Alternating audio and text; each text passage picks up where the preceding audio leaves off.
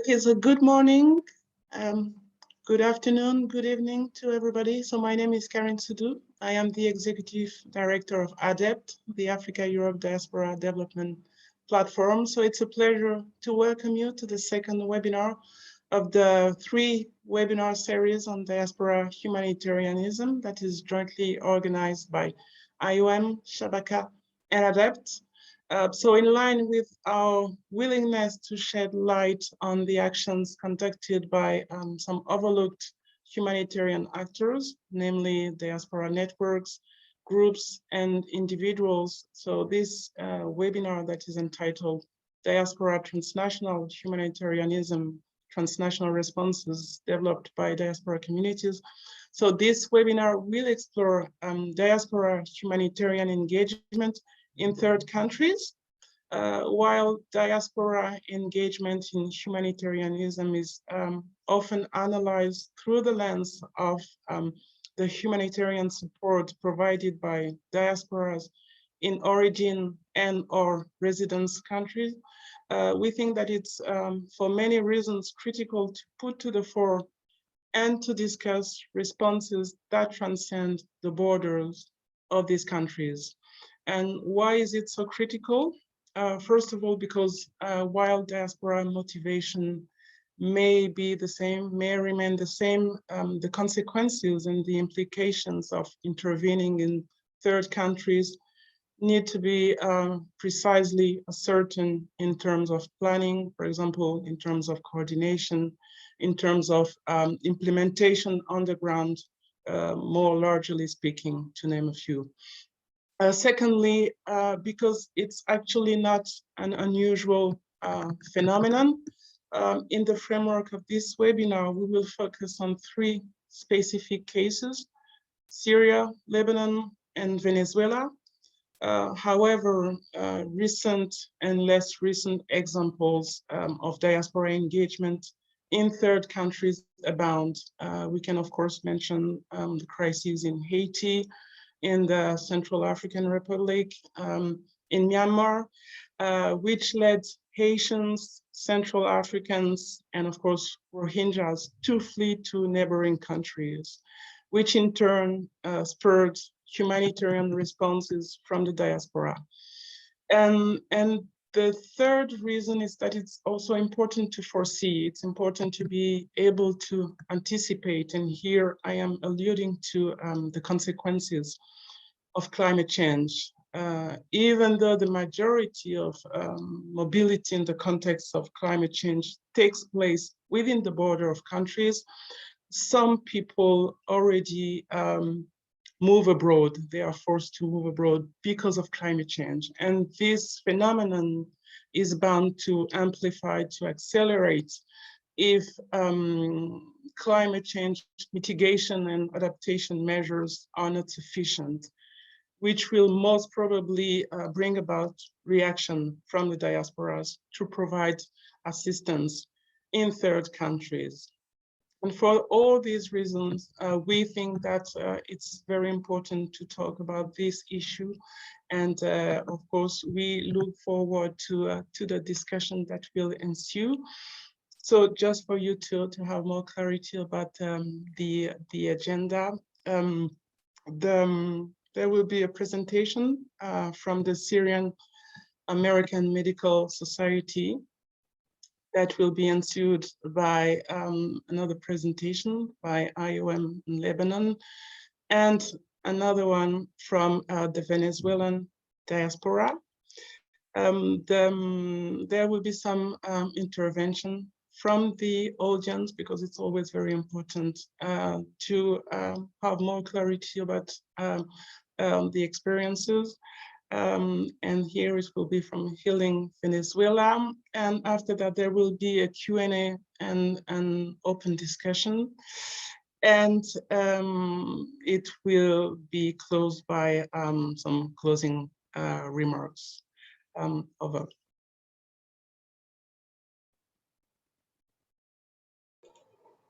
Thank you so much, Corinne. Hi, my name is Tawhid. I hope you can hear me okay. I'm the head of agency for IOM, International Organization for Migration in the UK, based in London. And this is the second of a series of 3 webinars that we are hosting. The first webinar took place in the middle of October, and that discussed the key alliances that were required in the humanitarian sector to really facilitate diaspora engagement. And these 3 webinars are really concentrating on how diaspora contribute to responding to humanitarian crisis, and how we can, as stakeholders, contribute to that effort. And that's why it's been so important to bring together the diaspora actors. And in that first webinar that we held, we really talked about the importance of including diaspora as they are crucial actors on the ground and are present before and after institutional actors such as ourselves have come and gone. My colleague from IOM DC, Washington DC, Roberta, she introduced a framework for diaspora engagement in humanitarian assistance that's being developed in partnership with the Haitian Renewal Alliance. And really, we talked about a stakeholder approach, a multi-stakeholder approach in which diaspora recognizes key actors. And today, what we really want to focus on, and Corinne, you touched on this already, is the work that diaspora humanitarianism is bringing in terms of responding to crises in 3rd countries, which are not necessarily those countries where diasporas are from. So not just their countries of origin and not the countries that they're settled in. And we really want to explore how diaspora have engaged a broader interest and a focus in engaging in other countries. And I think that we have some colleagues online, and it'll be really interesting to hear from them as well in the audience on how they've set up NGOs and charities that are focusing not just on work in their countries of origin, but at a broader level as well across other humanitarian spaces globally. And this webinar will hopefully bring that different perspective. And then another aspect that we want to explore today is the role of diaspora communities and NGOs in amplifying the work that is already being done by other NGOs, many of them who are diaspora NGOs. And how are diaspora contributing to that effort more generally? How are they assisting and delivering that support? And then we're going to focus, as Corinne has said, on some very specific instances, and we're going to be hearing from our colleagues. And it'll be good to hear today about some of the examples of diaspora-led initiatives or campaigns that are being conducted across different countries multinationally. And often we'll find that a crisis, a humanitarian crisis, it spreads across borders. And Corinne, you mentioned climate change as an ideal example. And of course, we're seeing that with the Venezuelan refugee crisis as well, going across different countries and how communities are responding to this.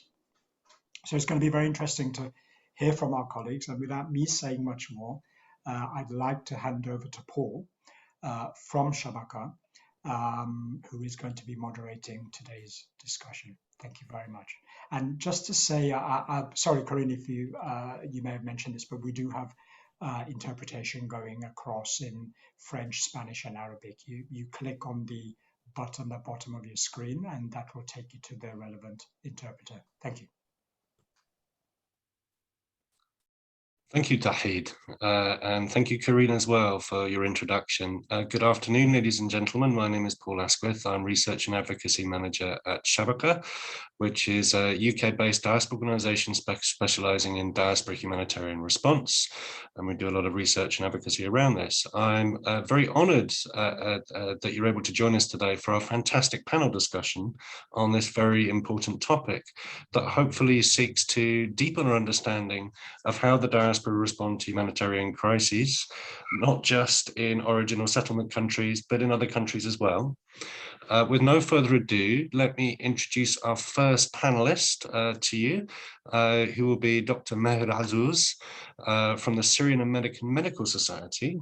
Dr. Azzouz has belonged to this since the early 2000s and has held multiple leadership positions, including being a member of the SAMS National Board of Directors, the president of SAMS Ohio Chapter, a trustee of SAMS UK, and the chair of SAMS Foundation. And Dr. Azzouz, during his time, has initiated and served on multiple committees with regard to advocacy, mental health, education, and scientific conferences. And he's been very active in SAMS in Jordan and Iraq committees and has led medical missions to these countries. Dr. Azzouz represents SAMS at international functions and has been instrumental in organizing their national and international conferences addressing medical relief and education, as well as the diaspora's role in response to these crises. So with no further ado, the floor is yours, Dr. Azzouz. Very much looking forward to hearing what you have to say on this interesting topic. Thank you. Thank you.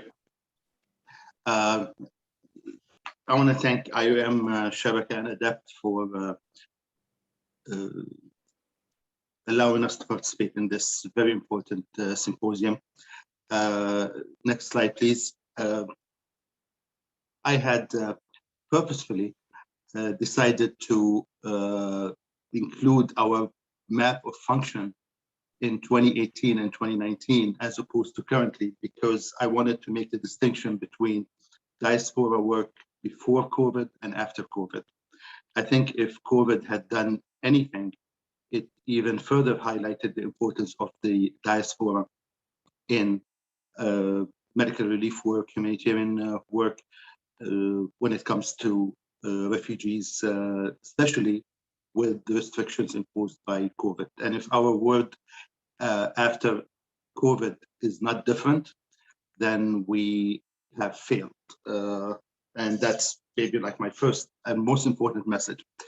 Just a quick background on SAMS. SAMS is a medical relief organization currently, but it started as a professional society representing American physicians from Syrian descent in order to initially to transform some of the knowledge to our host home country where we came from. So we used to conduct business and conferences and try to transfer our knowledge to the communities where we came from. But in 2011, with the crisis in Syria, the organization was transformed completely into a medical relief organization, into an NGO that is an international NGO registered in multiple countries. And that's my first point about the role of the diaspora. This work could not have been done without the diaspora. The initial work of SAMS, the building blocks of SAMS, the transformation of SAMS happened by members, by the diaspora. Time, money, effort, education, skills. Down the road, once that infrastructure was put in, then we're able to build the current structure that we have, which is this international NGO that relies heavily on our staff, that's professional staff, that does medical relief, but still the diaspora, the members' involvement is what distinguishes organizations like SAMS from just other medical relief organizations. SAMS has about 1,600 members. As you can imagine, those members carry economic power, either direct or through access in the communities where they work, mainly in the West. They carry knowledge, which can facilitate transfer of knowledge to refugees and try to bridge gaps of knowledge and break barriers, as I'm going to allude to. And then it allows for the direct contact with migrants that you know them in order to be able to utilize them within the NGO work so that they are beneficial to their communities and beneficial to the host communities. As you can see, SAMS is present in Greece, in Turkey, in Jordan, in Bangladesh, in Lebanon, in addition to obviously the majority of our work is in Syria. Next slide, please. So this is just a quick impact just to show you that SAMS in 2018, for example, we have been able to maintain this, have provided 3 million services. The majority obviously are inside Syria, but our services vary between medical relief, between education, participating in vaccination campaigns, public education, supporting civil society. Next slide, please. So as an example, if we look at our work in Jordan, as an example, and the same thing happens in Lebanon, the same thing happens in Greece. We do conduct medical missions. We do provide medical services through clinics that are present either in the community or in the refugee camps. We do serve special population that needs special attention, like the dialysis patients, like the kidney transplant patients, some oncology patients. We participate in education, but most importantly is the ability to collaborate with the local authorities so that our work is in a way complementary to the work of the local authorities, and that's an extremely important point.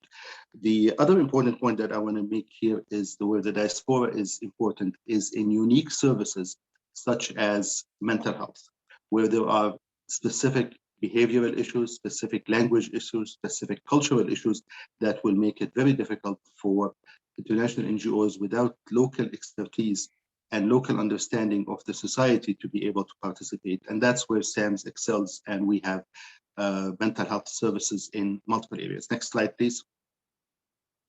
Next. The areas where SAMS can, or where the diaspora can participate, probably the most important is education. Maintaining the human capacity when it comes to migrants who are disconnected from their societies, who are disconnected from their education and from their practice, maintaining their education so that the communities after the conflict still has human capacity. And I'm mainly talking about medical here as this is our expertise, but this also applies to all other aspects of society, including engineering, law, all other aspects of society. One of the major restrictions and or limitations that face migrants in host countries are the regulations for whether the NGOs to participate or the regulations for the migrants to be able to adapt, to be able to apply for their qualifying exams.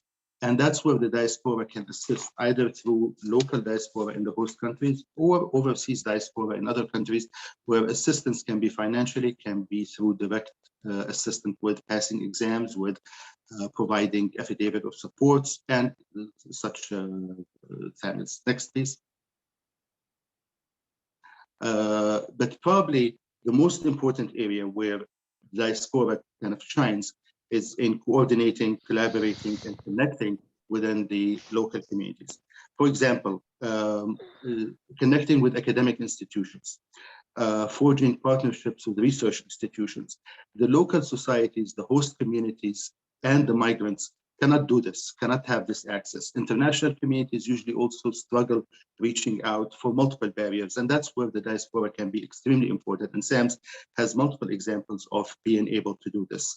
We advocate strongly for direct funding for local NGOs. Can be the diaspora can be the voice of local NGOs, can support engaging with local governments so that you can advocate for the migrants, advocate for your cause, and especially advocate for the services. Next slide, please.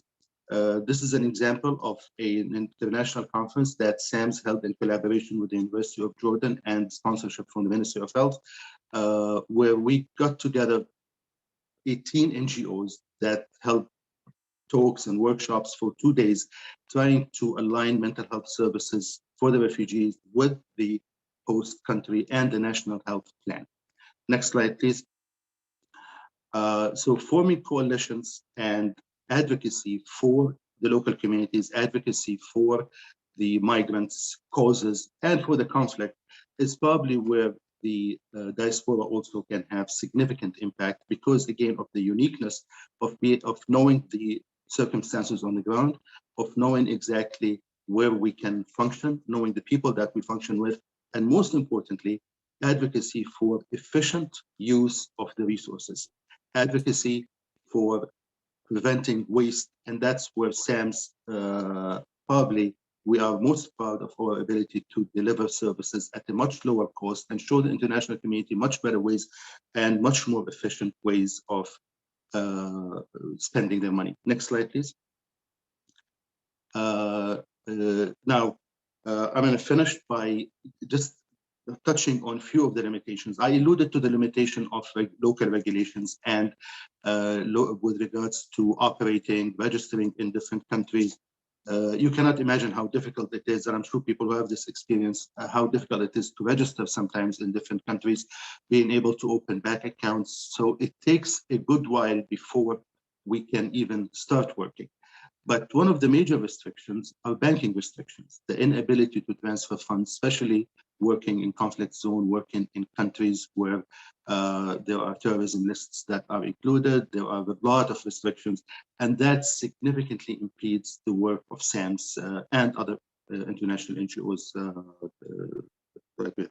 The other major limitation is, again, regulations and limitations on maintaining human capacity. Take a physician, take a nurse, take a technician that is a migrant now. The ability to acquire licensing, the ability to be able to work within the host country is very, very difficult. And SAMS participated in multiple international conferences held by RAM as well, trying to standardize this. The other restriction are visa and immigrant status. A lot of times we have members that need to travel that are not citizens of their host countries, and visa limitations have limited significantly the ability of migrants to be able to come and participate and share, and the ability of members to be able to travel. We held a conference one time in Qatar. 3 of our members, of our guests, could not travel because of visa restrictions. Next slide, please. To finish, I think that the international, if we're going to say anything, is that we want to live in one village. The only way to approach this is to be able to approach the migrants in a community sense, where the migrants are an integral part of their communities. And when we address the host communities, we need to address the migrant and the local community the same way, so that services are equal. The international community needs to think of a one globe, of one village, when it comes to regulations, when it comes to standardization, access to maintain human capacity. But banking restrictions, regulation restrictions are probably still the most difficult and the most limiting factor. At the end, what we want is for the migrants to be an asset to their host countries, not a liability, and the international community can use the diaspora significantly in that role, so that these migrants are treated with dignity and respect. Thank you.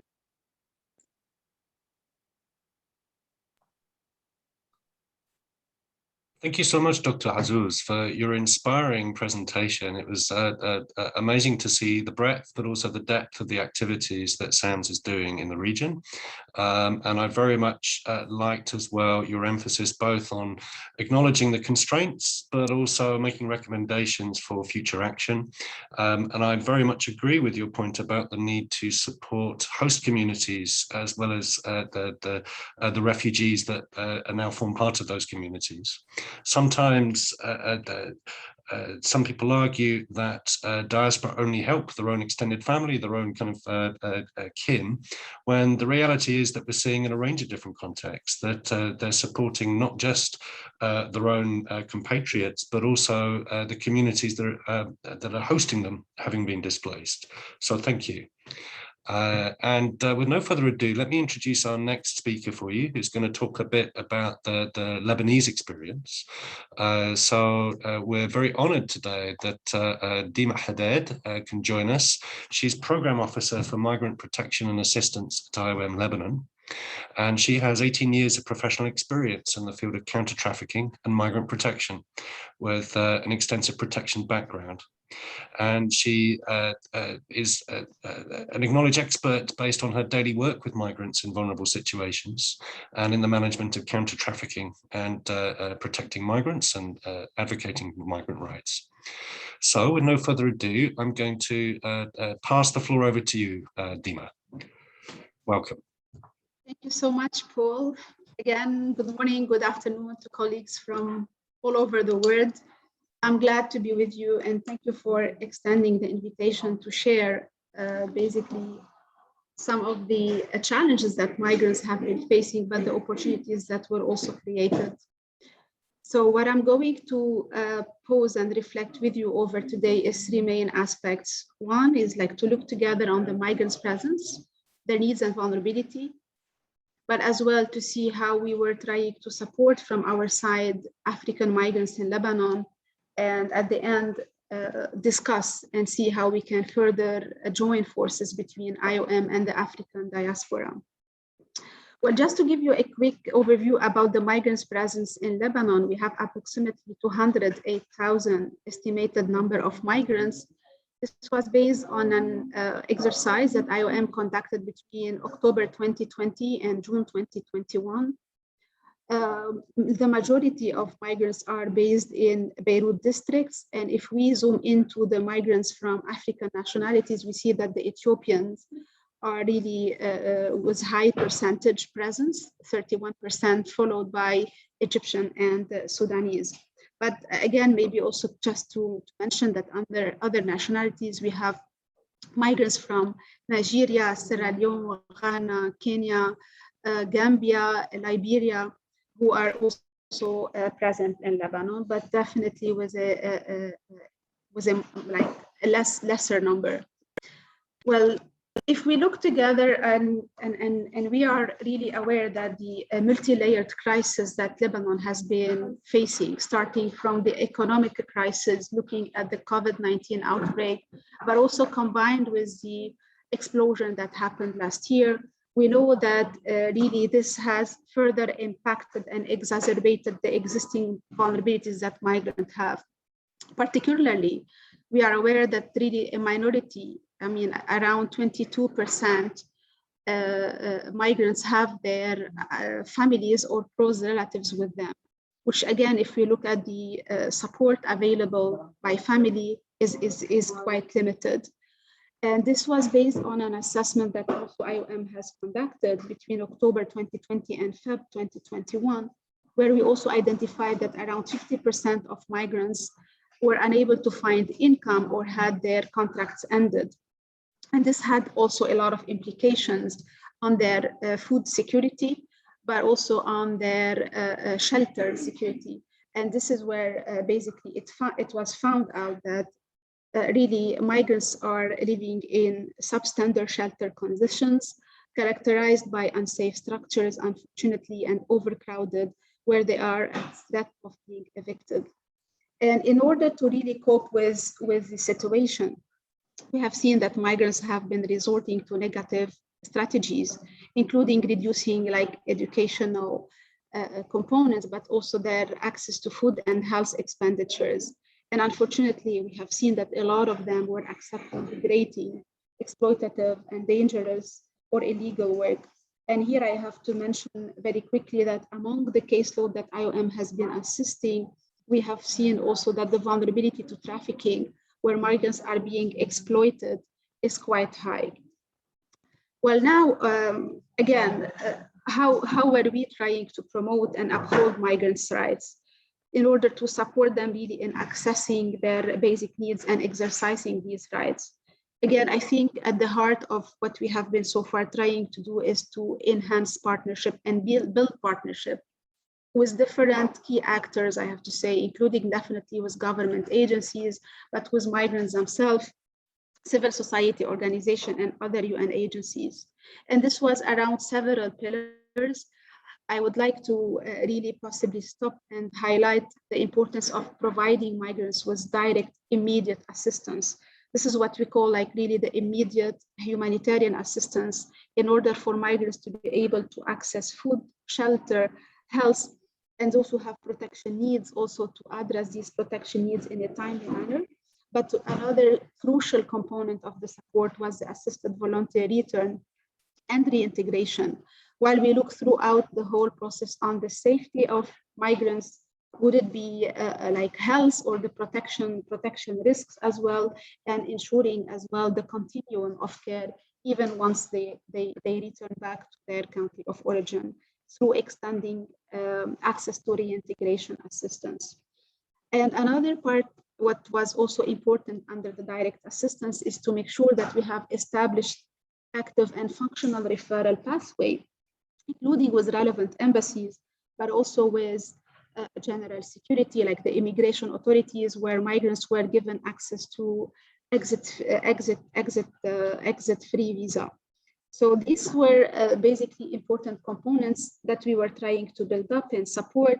But at the same time, there are other areas, including like training and capacity building for key actors on vulnerability screening, but also thematic guidance. And this is what we are currently busy doing and working with Ministry of Social Affairs to ensure that migrants are included in national social protection strategy. But as I mentioned earlier, convening and basically facilitating dialogue where we bring together different key actors in order to look of how can we mobilize resources, how can we build further partnership and ensure cooperation in order to assist migrants in these very difficult situation. And a crucial component of the response was for us and will remain the advocacy. And here I have to say that as part of the humanitarian response, migrants were not as included as a target group. So we worked closely with our partners from different UN agencies in order to make sure that the migrants' needs are captured and adequate responses are being put in place. So this is why, like through the emergency response plan that was developed recently this year for Lebanon, migrants was a clear target group. But again, also looking at their access to COVID-19 vaccine, which was something that was really a real inclusion, if I have to say, despite the fact if migrants are in regular or irregular situation, we succeeded with our partners to make this access a real access on the ground. So we're working with community leaders, with the diaspora who are based here in country, but also with embassies to make sure that we are basically increasing the outreach. And on the same day, in a one-stop shop, if I may say, approach, migrants come, they receive awareness on the COVID-19 vaccine. On the same day, if they are willing to get the vaccine, they are registered on the national platform and given the vaccine shot on the same day.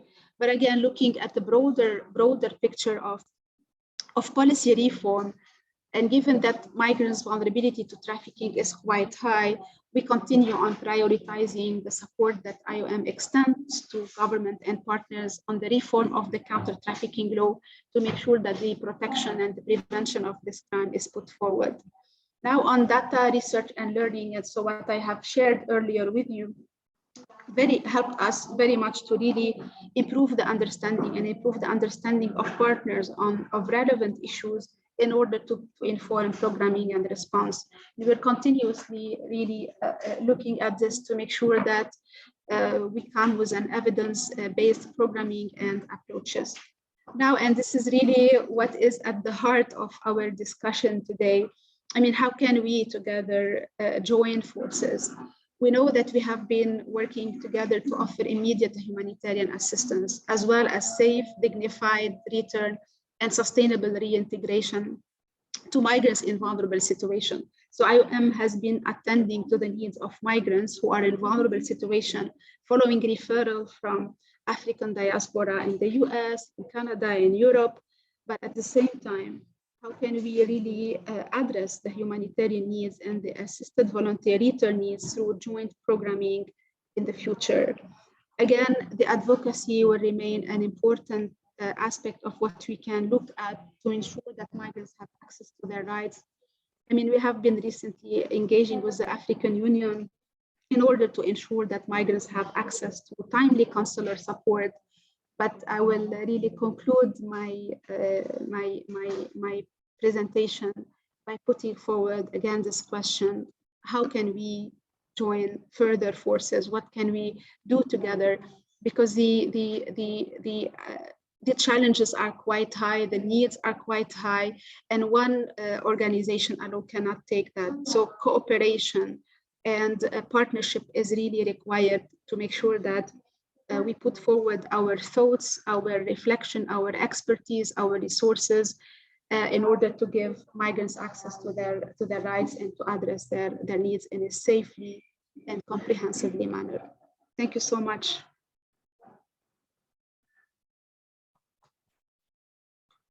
Thank you so much, Dima, for your presentation. I think it was very helpful to see not only the very high levels of need and the challenges that migrants face, African migrants especially face in Lebanon at the current time, but also I'm pleased that you emphasized the central point, which is no one agency can do all these things alone to meet these needs. And it therefore will require a lot of partnership working, an agile partnership working with a range of different partners from international agencies, government, and also the diaspora. And I liked as well the way that you kind of ended with posing the question, how can the African diaspora, and I say this as someone who's worked for African diaspora organizations, and this webinar series is organized in partnership with ADEPT. Which is a network of African diaspora organizations based in 30 European states. So I think this is a key question. So thank you for raising that, Dima. With no further ado, I'm going to move on to our final panelist today. Last but not least, it's Cynthia DeSantis from Healing Venezuela. It's great that we've had Cynthia able to join us today. She's a Venezuelan biologist with a master in public policy, and she had a career as environmentalist working for NGOs and international oil companies in the past. In her last post, she was head of health, safety and environment for a FTSE 100 company. Cynthia has been involved in non-profit organizations in the UK and Venezuela. And after she retired from a full-time job, she founded the organization Healing Venezuela. So it's great you're able to join us today, Cynthia. Very interested to hear your perspectives in relation to Venezuela, but also the challenges of supporting Venezuelan migrants in other countries. Thank you. The floor is yours. Thank you. Thank you, everybody. I'm going to share my screen. So basically, I'm going to focus presentation on the work that we're doing and other organizations are doing in Venezuela. So rather than in other countries, it's basically the country of origin. So I just give you a quick view of what's happening in Venezuela. Venezuela, 96% of households' income is below the poverty line, and there's no surprise that the acute malnutrition in children is increasing, but not only in children, also in adults. Venezuelans need, for example, 144 times the minimum wage to access basic needs basket. And only this year, the consumer prices forecast is around 5,000% in Venezuelan currency, but also the inflation is rampant in US currency. The Venezuelan refugee crisis is the second largest in the world, only after Syria. There are 6.5 million Venezuelans spread around the world, mainly in Latin America. So what is the support that the Venezuelan diaspora is offering to the country? What are we doing, those of us who are outside Venezuela, to help our fellow citizens? Well, first of all, remittances has been the main source, the second main source of income of the country, GDP, for the last 2-3 years. A huge effort is on medical supplies, providing medical supplies, and there are some initiatives in the US, like Project for Humanitarian Help in the US, several initiatives in the EU, and Healing Venezuela in the UK. The focus is also training health professionals in the country, like Maher from SAS said before. I mean, there is a brain drain of health professionals in Venezuela. 50% of professionals have left the country. So there's a huge effort trying to keep the junior doctors training in hospitals, because they are at the forefront of the medical care for people with less resources. There is a huge initiative for food programs with an NGO called Alimenta la Solidaridad, Feed Solidarity, and Us Healing Venezuela. And again, I'm talking only about efforts from the diaspora, because large NGOs are in Venezuela, but this is mainly focused on the diaspora organizations. Awareness is absolutely vital. We do a lot of advocacy, talking in social media, but also we're present in traditional media, non-traditional media. We engage with the Parliament, the UK Parliament, and the EU universities. It's extremely important for us for the general public to be aware of what's happening in Venezuela. So I want to show you this slide because I think that can exemplify what's the crisis of Venezuela, and one of the reasons why it's so difficult for us also for people to understand. And these slides show our growth. So we basically grew in 2016. We were in one state, one hospital, actually. And in December 2021, we are now in 15 states, many more hospitals. We have branches in UK and Spain. It's all run by volunteers here in Venezuela.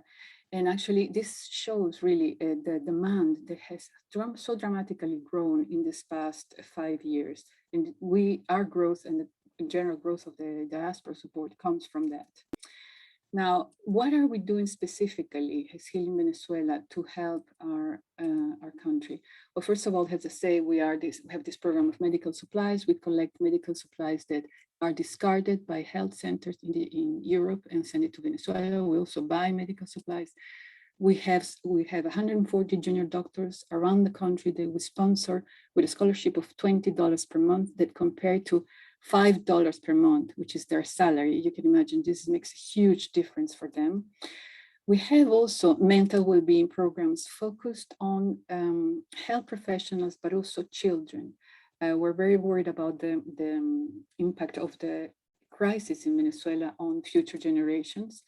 We have an important program of infrastructure, in the sense that we're trying to at least maintain a crumbling health infrastructure in Venezuela. In that sense, we have installed 3 water treatment plants, and we have donated 14 critical equipment, which is basically the only help that the most impoverished in Venezuela can receive is in state hospitals in Venezuela, and this is our focus.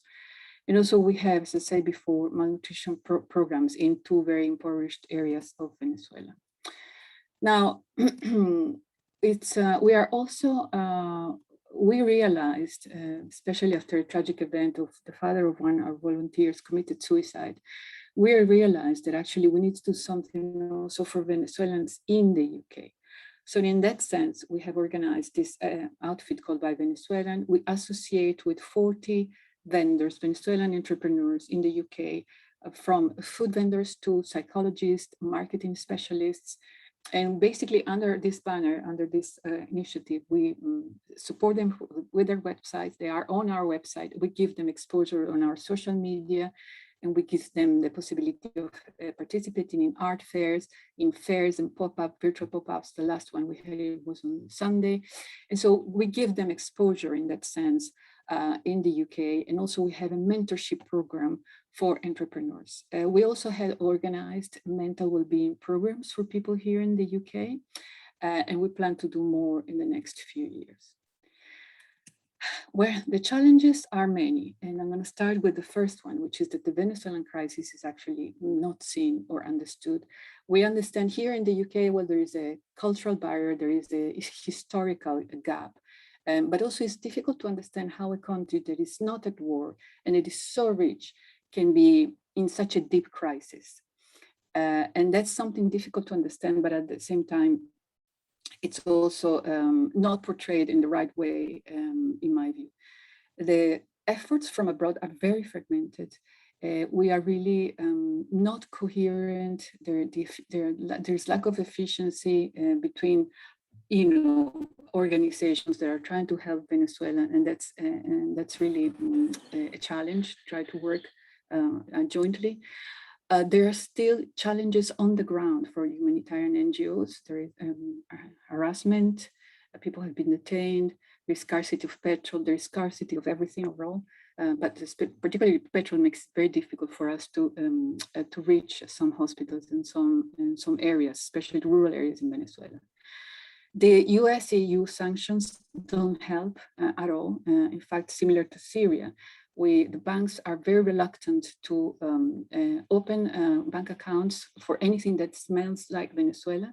We have tremendous difficulties to do transactions, even to purchase medical supplies, not in Venezuela, but in America or here in Europe. Is extremely challenging and time-consuming. We really have no support from government or initial international bodies at all. And we have approached many, and the response has always been interesting, but not really. We don't like Venezuelan diaspora organizations because they are politicized. That's the response, one of the response that we often have. And frankly, I think that's quite lazy because many organizations are not political at all, only if they, take the time to find out. COVID-19 has been a huge challenge for us. We don't know what is the reality on the ground. We know the children and adults are being vaccinated with vaccines that have not been endorsed by the World Health Organization. So the situation has only become worse.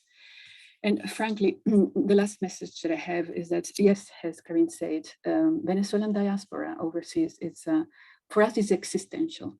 When the big agencies or when the international agencies or other governments will not pay attention to Venezuela, for us Venezuelans, it's going to be always important to help recover our country and to help our fellow citizens. So I really welcome this initiative from ADEPT, Shabaka, and particularly from IOM to give us the support and the visibility that we need worldwide.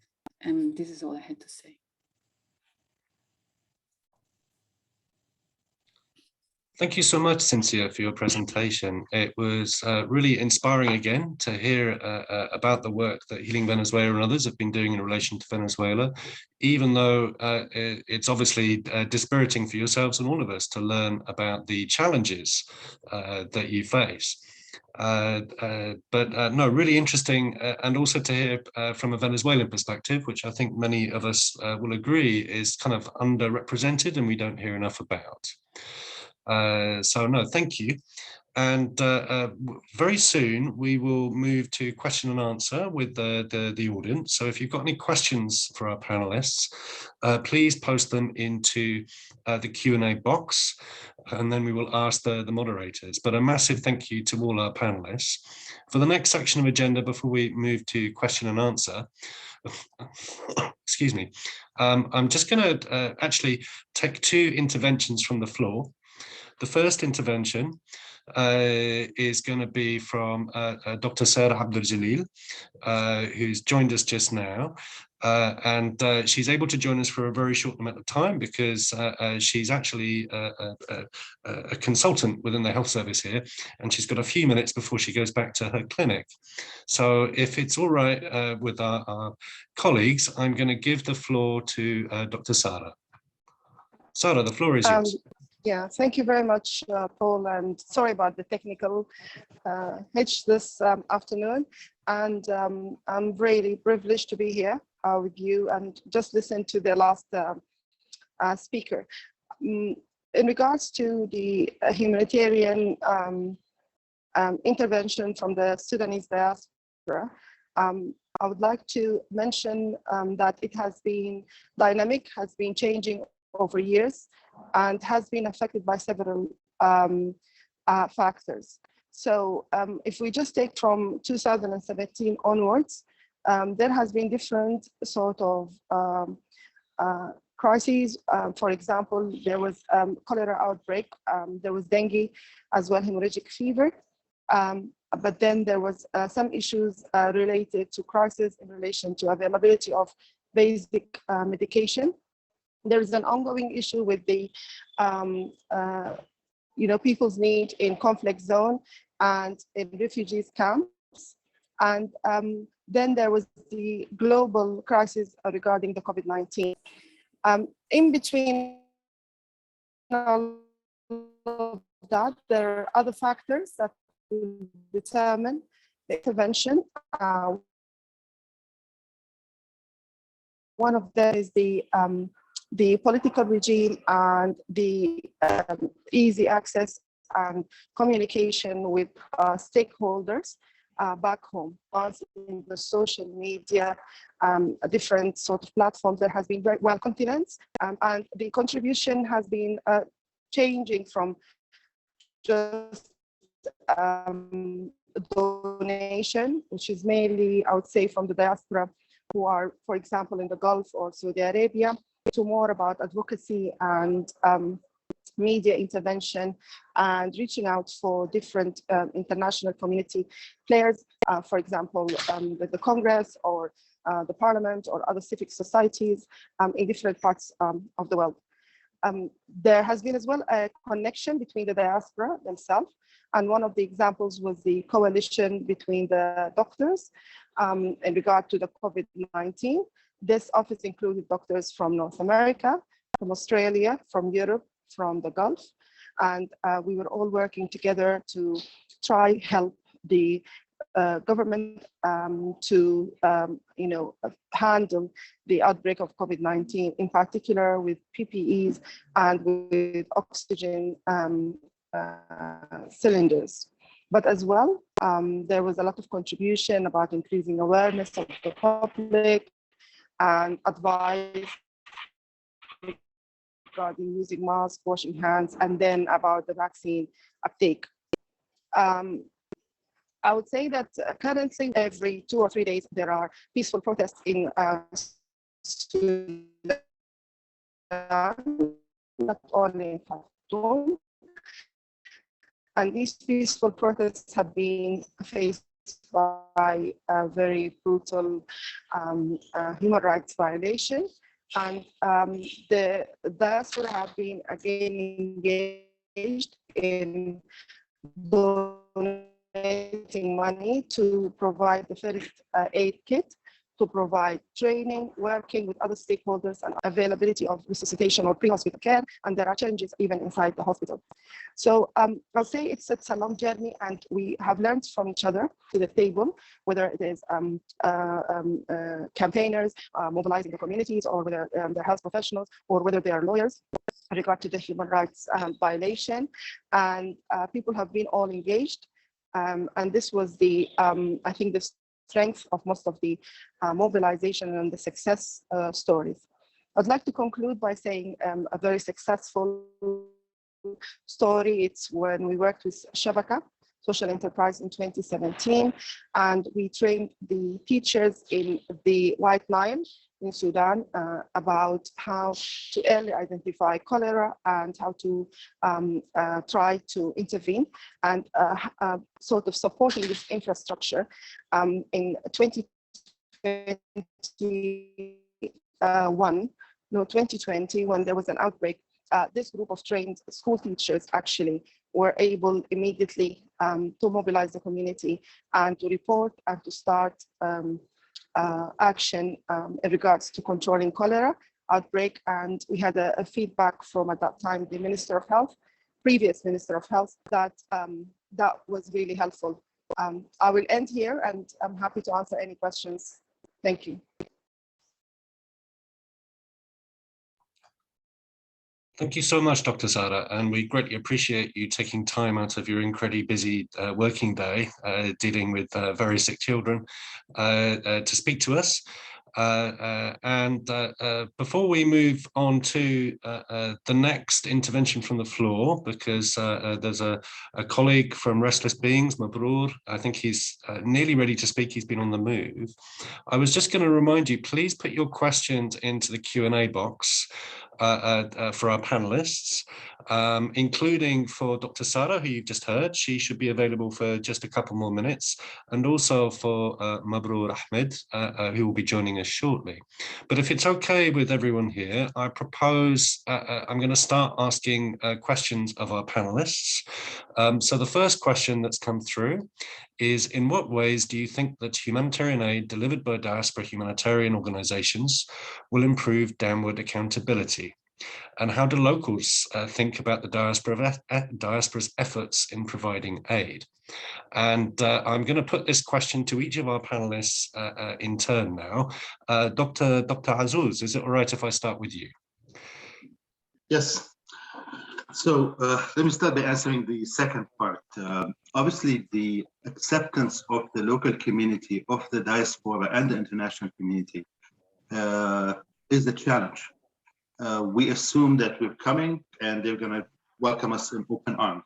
Well, that's not always the case, whether it is for the diaspora organizations or the international community, because there is this, unfortunately, inherent mistrust in the international community when it comes to deprived communities or communities of conflict. And that's where the diaspora, even though it faces that challenge, but can assist the international community in bridging that gap, in adding to the transparency and to the credibility of the international community operation. But that also has to be accompanied by transparency and a little more efficient and fluent operation from the international community so that that gap can be bridged. Thank you, Doctor, for your answer. If it's okay with you, Dima, I'm going to ask you exactly the same question to get your perspective on this key issue of accountability in the humanitarian space. Thank you, Paul. And actually, just allow me to appreciate the work that colleagues have just presented. Maher, Cynthia, and Dr. Sara. Really, it's promising to see that there are rooms for us, despite the challenges, to really create a certain pathway on way forward. But again, I mean, I think you're touching upon a very crucial point. How are we engaging with crisis-affected people? Because we know that they are fragile. We know that they are in need of humanitarian assistance. And we know, unfortunately, that this opens up a lot of challenges when it comes to accountability. So how are we really giving them enough awareness to know that this is their right in a way? Another point is to look at really having in place mechanism in case they would like to report any fraud, any abuse, that they can also approach these kind of structures and that these structures are safe. I mean, this is not something that is easy, but this is also something that when we are looking really at building up the humanitarian response, it's something that is very crucial to take that into consideration. I mean, and this is, as I said, like it requires awareness, it requires training, but it also requires a certain systems to ensure that the accountability for affected population is taken into consideration. But yeah, thank you. Oh, thank you, Dima. You make some very important points there. And Cynthia, if it's okay, I'm going to ask you for your opinion on this question.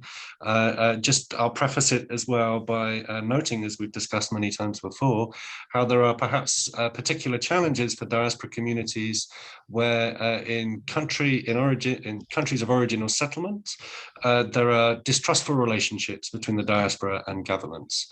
So Cynthia, do you have any reflections on this point?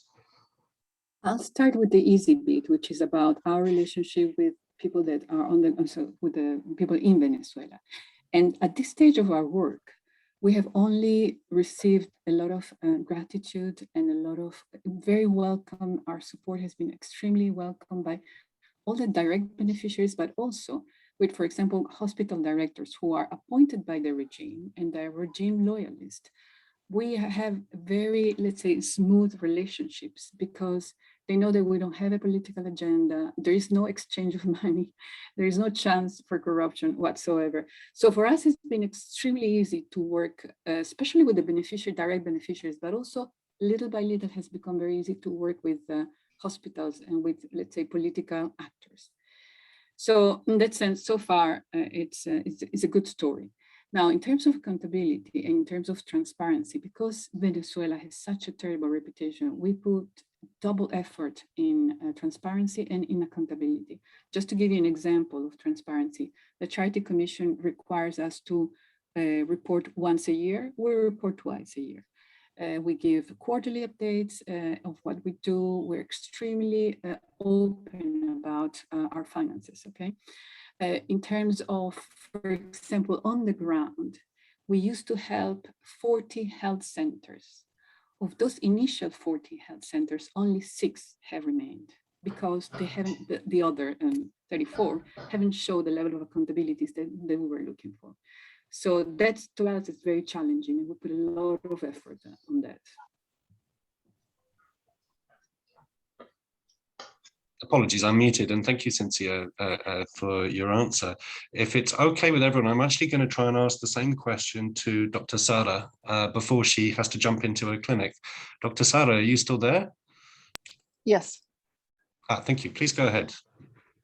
I think these are very important points regarding to the governance of the engagement of the diaspora. And one of the ways to deal with it is, I think, having associations that are very transparent and very clear about their vision and their objectives, and they are monitored by the, by their own governance structure. But another important factor is the communication between the diaspora and those on the ground back home. I don't know whether you can hear me very well. And I think it's important not to support the needs of the people in back home and address that. It has to be a bi-directional, mutual relationship. And to build the trust, I think transparency and showing accountability is important, especially when we come to the issue about donation and about addressing how this money will be distributed and what is the outcome and what is the impact. So if people can see the impact and can see the outcome, that will build trust. The last thing I would like to say that we have seen is we see the challenges between the diaspora and the government, whether the government is supportive of the diaspora or the other way around. And that would make a huge difference because that would facilitate the communication and the connection, rather than if you have a government that is not supportive to the diaspora engagement and complicating their intervention. Thank you. Thank you so much, Dr. Sara, and thanks once again for being able to take time out from your busy day in clinic to join us today. I think your contributions were extremely valuable. And also thank you to Mabrur, who I can see has joined us now. And if it's okay, I'd like to hand over the floor to you, Mabrur, to give your perspectives. Thank you very much, firstly, for biding your time with me. I know I've been a little bit rushed and probably missed my session start time. And also very much thank you to IOM and to ADEPT as well for creating this platform for an important discussion. Very briefly, I am one of the directors of an organization called Restless Beings, and we're a human rights organization, but also kind of double up as a humanitarian response organization as well. And so my very brief thoughts this afternoon or this morning, wherever you are in the world, will be from the perspective more from a human rights angle and as an activist, if you like. Obviously, when it comes to humanitarian response, and when we're talking about diaspora-led organizations, for the most part, and I think Dr. Azuz kind of referenced this when he spoke as well. For the most part, it's a diaspora working for a community of the originating country. Our work has mostly not been in that shape or form. One of our projects that we work with extensively, probably our headline project, for example, is the Rohingya community. I'm not of Rohingya heritage, I'm of Bangladeshi heritage.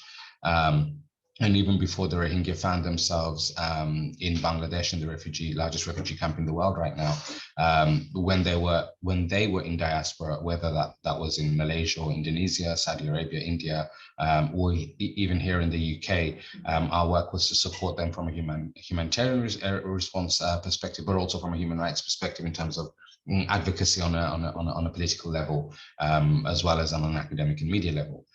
Similarly, right now, another one of our projects is working with the Tigray genocide in Ethiopia. And again, in our organization, we don't have anyone from Ethiopian diaspora or Tigrayan diaspora at all. And I think that's one of our models, if you like, that we've tried to implement throughout the organization, which is it's not necessarily just from being from a diaspora background, which means that you would then stand up, if you like, as an activist, or respond, if you like, as a humanitarian to a need of your own community, but actually to imagine a world where we are diasporas of every country. We take that word to mean as if we are one of a community of humans across the world, as opposed to of nationalities and identity shaped by borders and systems and ecosystems, which are recent inventions, if you like, in the history of mankind. But to take more of a spirit of brothers in arms of one another in humanitarianism, as opposed to humanitarian. And I suppose that's really our force majeure, if you like. That's the way that we operate. It's our key, unique selling point as well, if you like. How that transforms communities is very clear and very simple. For example, if we look at the Tigrayan genocide, of course, there is a considerable Tigrayan population here in the UK. It's of immense pleasure to that community and a message of support that an organization which doesn't have any direct links to Tigray or to Ethiopia is willing to stand alongside them and fight on a human rights perspective, but also be ready on a humanitarian perspective. Similarly for the Rohingya, we have been an organization which has supported the Rohingya through their various waves of genocide and atrocity crimes that they faced, despite not having a Rohingya person who sits on our board, but to be able to represent and to be able to work alongside and to really listen. And I think that's the key element, to have a listening ear and to train a listening ear, such that we don't then take on a diaspora's woes, pleas, or desires, and then kind of transform them into a model which we understand in the West, but really to truly to listen to what a community needs, wants, and to try and represent that to the best of our ability. And one of the big things that we do in terms of representation, and I suppose it's kind of a hark towards Western privilege, if you like, of being an organization based in London, the so-called International Human Rights Organization based in London, is we use that tagline, that title, if you like, to try and fight for elbow space, whether that's on an academic conference, whether that's on an advocacy level, whether that's an invitation to the UK House of Parliament, House of Congress in the US. And the moment that we get there, the very first thing that we do is we say, well, welcome on board our Rohingya brothers and sisters, and welcome on board our Tigrayan brothers and sisters, and immediately kind of rescind our title and our role and give that platform to the people who need to be heard more. As much as we might be educated and as much as we might have experience in the field, for us, our big our big motivation is to get the voice of diaspora communities heard in places where otherwise they might find it very difficult. And if we're the platform and the conduit for that, then and if that's our role, then we're very happy with that. I think on a humanitarian perspective as well, just to kind of follow up what I've mentioned on the human rights perspective, one of our key ingredients is to really place ourselves as a small organization. That means that we're able to maneuver quite quickly and quite rapidly, deploy quite quickly and rapidly, work with local markets as opposed to international markets, to try and overcome. I think almost every speaker mentioned this, that there is difficulty in getting money across to especially conflict zones, but even non-conflict zones where communities are suffering.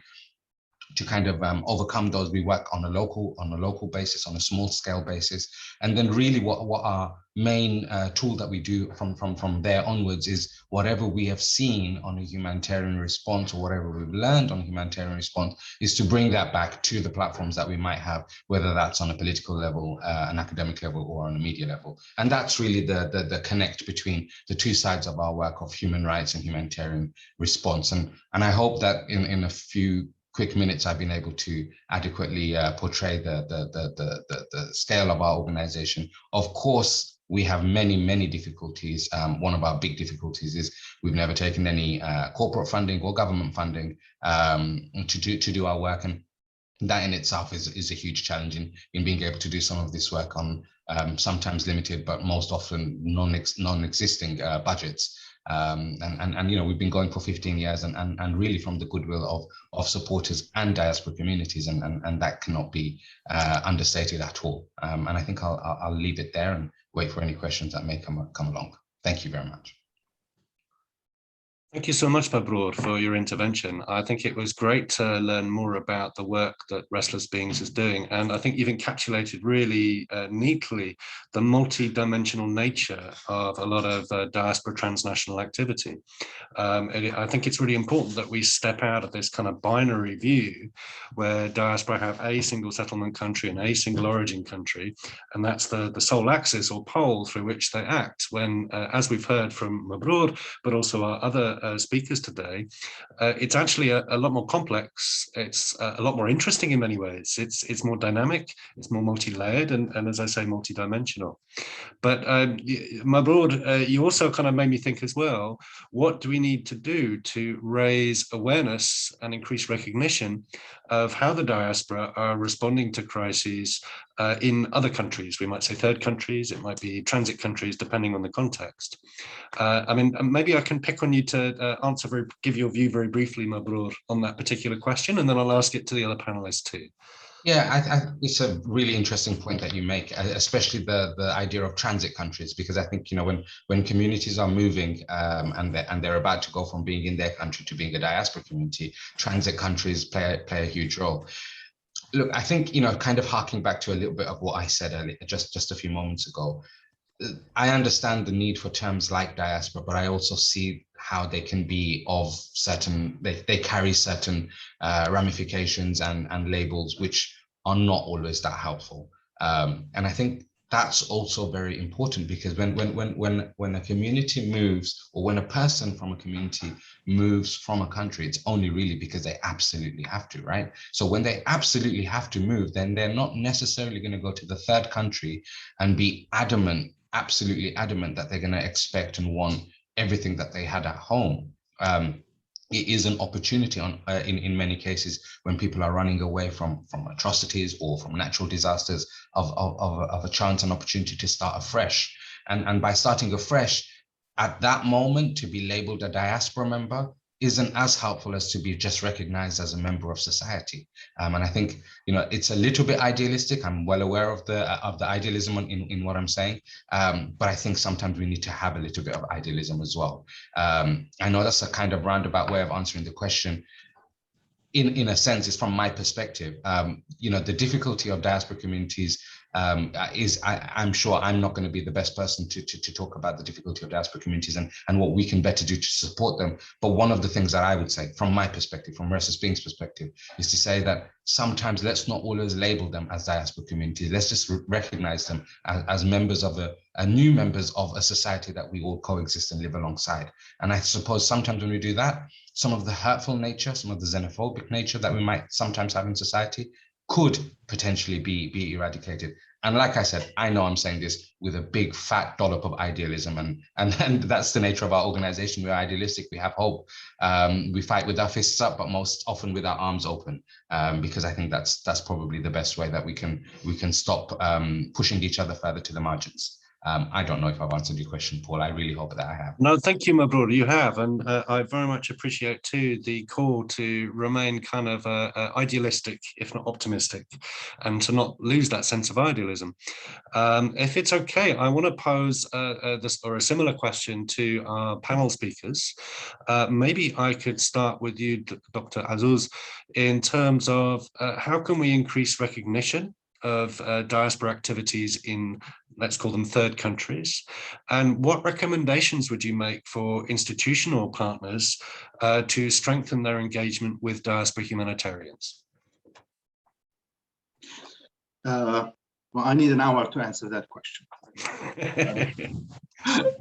But let me try and do it in a minute. Just to carry on what Mabrur was saying, I'm not sure. I mean, I understand the issue of being labeled as a diaspora, how that brings up certain animosities, sometimes certain perceptions, whether political or economic. But at the same time, this is the strength of recognizing the strength of that community cannot be without a label. So being labeled as diaspora is not the problem. The problem is in the perception of what the diaspora is, and that's what we need to focus on. But to answer your question on, I think to be specific, I'll give the example from SAM's standpoint. If we as SAMs, as a diaspora-led organization, as members, who, by the way, are not only focused on the Syrian crisis, we operate in different areas, serving Syrians and non-Syrians, and we also operate in the US, and we participate in emergency responses around the world. So being a diaspora with focus does not mean that you do not do other things, and that's an important thing for maintaining credibility and neutrality. But when it comes to the international community, as SAMs, if we knew 10 years ago when we started what we know now, we would have been a lot more efficient. It was a very hard learning process, and the international community lacks the platforms for helping diaspora-led organizations or even grass or civil society-led organizations to be able to be a lot more efficient. We had to learn the hard way as diaspora who are not trained. I mean, I'm not trained in humanitarian work, but we had to do this with our, but there were no guidelines. There was no book for NGOs for dummies. So the international community is something like IOM providing a platform for supporting, encouraging, and showing the way so that what we learned in 5 years, other organizations and other conflict zones can learn in a year, can go a long way. There is this issue of looking at diaspora NGOs as we are kind of stepping into a field that's not ours. We are like little. So a mutual respect sometimes can also help recognizing the roles. And that goes both ways. I know that sometimes diaspora NGOs or the kind of civil society organizations think they know it all, and they really don't. We learned the long way. We struggle with the local civil society organizations and the local organizations in documentation so that we can provide transparency. So as the second point is the international community really needs to focus on supporting educational efforts to maintain human capacity within those migrant communities in their host countries, in their native countries, and then in the West. For example, universities across the world need to have specific seats for these migrants to maintain, need to support educational activities within the host countries. The host countries they're usually from the same region, so they have the same economic issues. They do not have the capacity to accept an additional 20, 30, 40% trainees or students within their communities. And that's where the international community can support this. But I would say that probably the most important thing, especially in the post-COVID era now, is for the international community to look back at its efficiency and transparency in the way it delivers services. Why is there this perceived bias of waste and inefficiency within the international system? And the last thing is really defining humanitarian neutrality. And that's a that's a very big topic, and that's probably one of the major sources for the distrust that sometimes the migrant or even diaspora communities have towards the international community. So working on the image and the perception may be something that's overview. Thank you.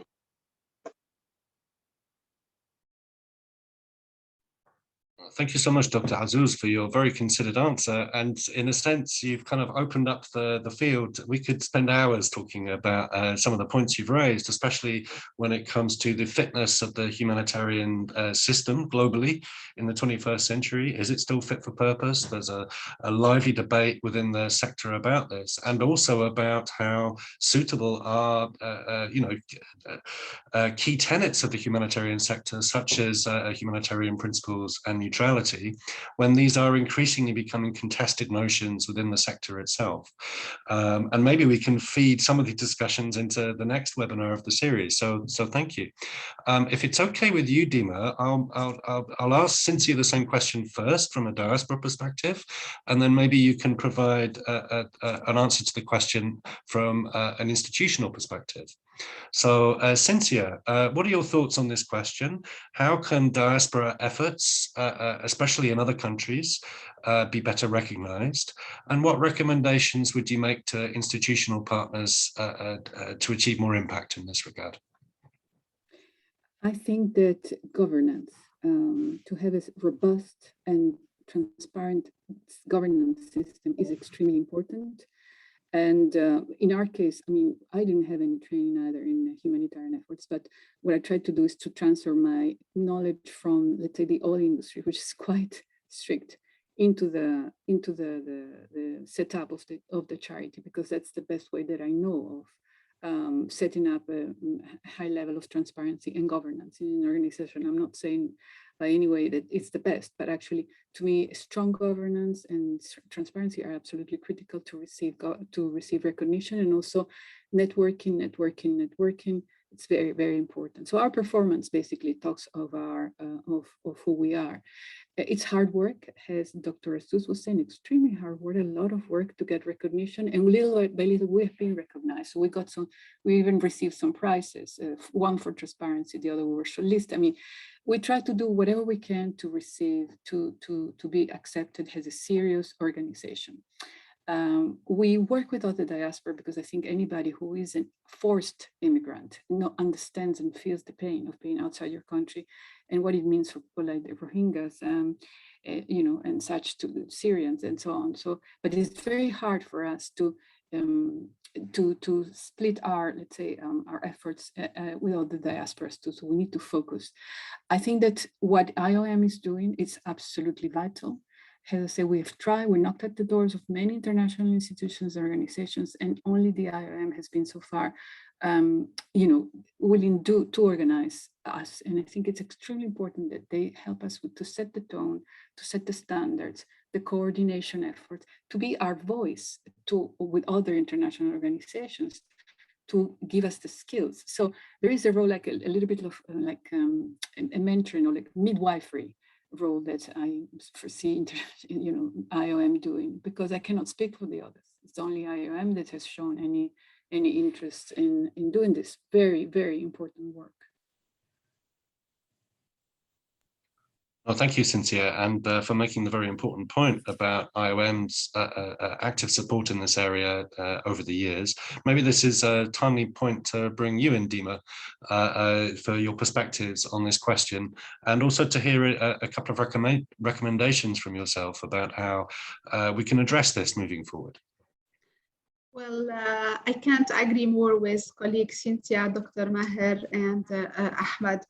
I think again, the platform and this kind of webinar that we are having is a clear recognition from Shabaka, ADEPT, and IOM that there is a key role that the diaspora is playing when it comes to really supporting and responding to several humanitarian crises.